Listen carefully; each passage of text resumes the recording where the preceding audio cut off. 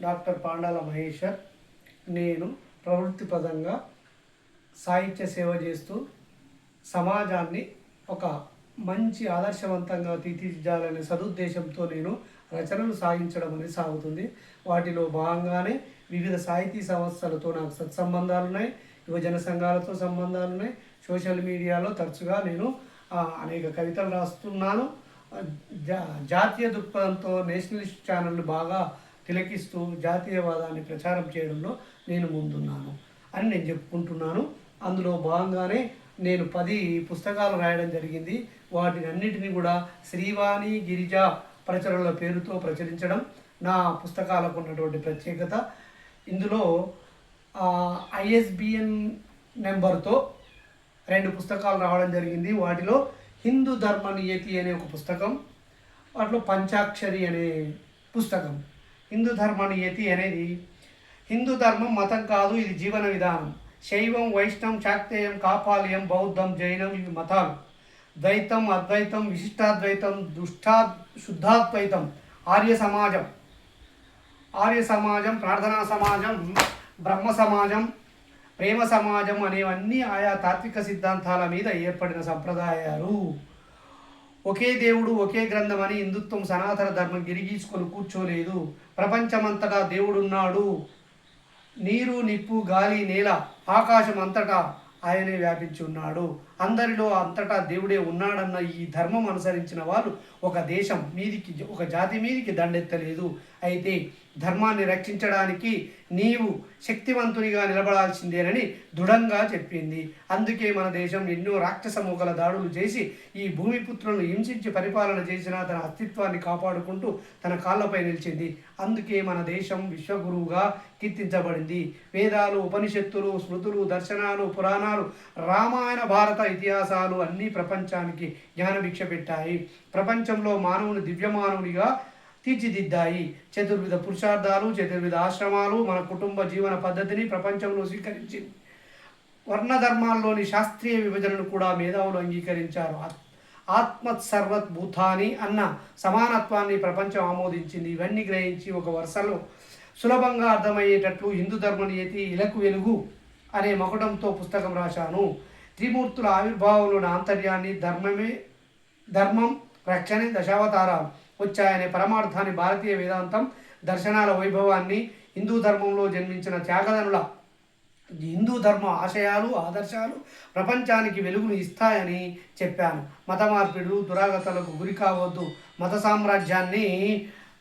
సామ్రాజ్యవాదాన్ని, రాజ్య విస్తరణని, వాదాన్ని అణిచివేయాలి అని చెప్పడం జరిగింది. సాంఖ్య, యోగ, ధ్యాన సంపత్తితో మేము సత్ప్రవర్తనం, శాంతియుతం, శీలతించు సౌజన్యమూర్తులం. హిందూ ధర్మనీతి ఇలకు వెలుగు మన దేశం గొప్పతనాన్ని చెప్పడం జరిగింది.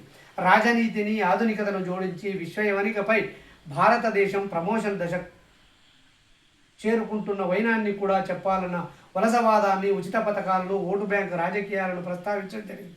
సమాజంలో రోజు రోజుకు తరిగిపోతున్న విలువలు, మాతాపితరుల, గురువుల పట్ల భక్తిని, పెద్దల పట్ల గౌరవాన్ని, చిన్నల పట్ల ప్రేమాభిమానాలను పెంచుతూ విశ్వ ప్రగతికి కారణమవుతున్న విజ్ఞాన సంపన్నులు దేశభక్తి కలిగి ఉంటే మరింత సుజ్ఞానులు అవుతారనే సదాశయంతో, సందేశంతో ఈ శతకాన్ని రాయడం జరిగింది. ఈ శతకాన్ని సమాజంలో బహుజనులు, తర్వాత అందరూ కూడా జాతీయవాదులు ఆదరించి దీన్ని చదువుతున్నారు. నన్ను మెచ్చుకోలుగా పలకరిస్తూ ఉన్నారు. ఇది నా రచనా శైలికి తార్కాణంగా నేను గర్వంగా ఫీల్ అవుతున్నాను. అదేవిధంగా 2వ పుస్తకం, ISBN పొందినటువంటి 2వ పుస్తకం పంచాక్షరి, ఆధునిక గేయ కావ్యము అనే ఛందస్సుతో గొప్పగా తెలంగాణ ఉద్యమం సాగింది. ఇది భారతదేశంలో 28వ బిడ్డగా తెలంగాణ రాష్ట్రం ఆవిర్భావం కావడానికి కలిగిన నేపథ్యాన్ని ఇతివృత్తంగా తీసుకొని ఒక గేయ ఛందస్సులో, మాత్రా ఛందస్సులో ముందుకు వెళ్ళడం అనేది ఈ గేయం యొక్క ప్రధానమైనటువంటి విషయం.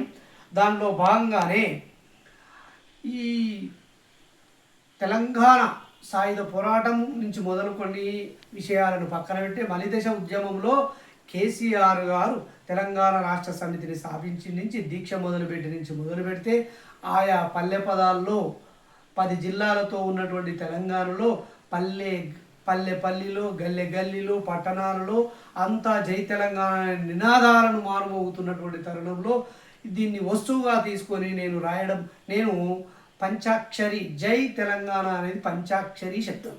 ఆ పంచాక్షరి శబ్దం నమశివాయ పంచాక్షరి శబ్దంలాగా ప్రభలు జిమ్మి చివరికి తెలంగాణ రాష్ట్రాన్ని ఆవిర్భింపజేసిందనడంలో నాకున్నటువంటి గొప్ప నమ్మకము. అందుకే ఈ తెలంగాణ ఆధునిక గేయానికి పంచాక్షరి అనే పేరు పెట్టడం అనేది జరిగింది. తెలంగాణ జరి పంచాక్షరి గేయ కావ్యం తెలుగు సిద్ధాంతకర్త శ్రీ ప్రొఫెసర్ కొత్తపల్లి జయశంకర్ గారికి అంకితం ఇవ్వడం నాకు దక్కిన గొప్ప అవకాశం. ఈ గేయ కావ్యం మాత్రా ఛందస్సులో రాయబడిన కావ్యం ఖండగతిలో సాగుతుంది. ప్రత్యేక దీక్ష, పరిస్థితి, పల్లెల్లో పోరు, ఉద్యమ తీవ్రత, కలల సాకారం, తీరుతెన్నులు అంటూ మలిదశ పోరాటాన్ని కావ్యంగా రాశాను. భావోద్వేగమే కళకు జీవం. జాతి, భాష, ప్రాంతం భావోద్వేగాలకు బాటలు వేస్తాయి. భావోద్వేగ ప్రసారాలకు కవిత్వం బలమైన ప్రక్రియ. పద్యం కావచ్చు, పాట కావచ్చు, స్వేచ్ఛ, కవిత కావచ్చు, కవిత్వ రూపాలన్నీ సహజమైన భావోద్వేగాలకు రాగాలు కూర్చి మానవ హృదయాల్లో ముద్ర వేస్తాయి. అస్తిత్వ చైతన్యం వెల్లువెత్తినప్పుడు ప్రాంతీయ భావోద్వేగాలు, ప్రకంపనలు సృష్టిస్తాయి. ఇవి మనకు చరిత్రలో కనిపిస్తాయి. ప్రత్యేక తెలంగాణ ఉద్యమం అలాంటిది. మలిదశ తెలంగాణ పోరాటం మహోద్యమంగా కవుల కళల్ని, గాయకుల్ని, గళాల్ని పదునెక్కించి ఉంచాయి. తెలంగాణ ప్రత్యేక ఉద్యమ చరిత్రలో వీరోచితమైంది.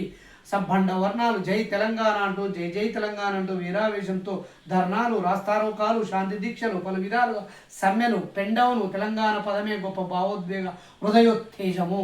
భారతదేశ సంస్కృతి భిన్న సంస్కృతుల మేళవింపుల సమ్మేళనం. ఆంధ్రప్రదేశ్ అవతరణ, ఆధిపత్యాలు, అణచివేతలు, తెలంగాణ వాదం, ప్రత్యేక తెలంగాణ, మలిదశ తెలంగాణ రాష్ట్ర భావన, దాశరథి జయశంకర్ల పలుకుల ప్రవాహం, 10 జిల్లాల పరిస్థితులు, గత వైభవం, ప్రస్తుత దైన్యం, కేసీఆర్ దీక్ష, ఓయూ, జేఏసీ ఉధృతి, పార్లమెంటులో లొల్లి, రాష్ట్రావతరణం, స్వపరిపాలనం, పునర్నిర్మాణం, అపరిష్కృత సమస్యలు, దీర్ఘ ప్రయాణం, దశలు దిశలుగా అల్లుకునే విశేషాలు, చరణాలుగా మాత్రా ఛందస్సులో గేయ భావాత్మకంగా, లయాత్మకంగా సాగింది. గేయ కావ్యాన్ని చదివి పరవశించి ఆచార్య నందిని సిద్ధారెడ్డి గారు తెలంగాణ జరి పంచాక్షరిగా, తిరునగరి గారు తెలంగాణ ఉద్యమ గీత కావ్యం అన్నారు. జాతీయ సినీ గేయ కవి సుద్దాల అశోకతేజ గారు రసరమ్య సాహితీ సుగంధం అన్నారు. ప్రొఫెసర్ తండు కృష్ణకౌండిన్య గారు పల్లవించిన ఉద్యమ చైతన్యం అన్నారు. జాతీయ సాహిత్య పరిషత్ అధ్యక్షులు పెసర్లింగారెడ్డి గారు పంచభక్ష పరమాన్నము అని పంచాక్షరిని అన్నారు. సహకరించిన సాహితీవేత్తలకు పుస్తకావిష్కరణ చేసిన యాదాద్రి జిల్లా కలెక్టర్ శ్రీమతి పమేలా సత్పతి గారి చేతుల మీదుగా ఈ పుస్తకావిష్కరణ జరిగింది.